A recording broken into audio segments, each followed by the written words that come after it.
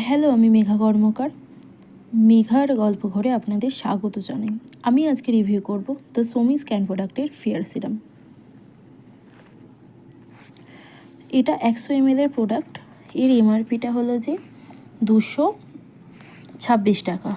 তো আপনারা local market থেকে নিলে এটার উপর অনেকটাই ডিসকাউন্ট পেয়ে যাবেন।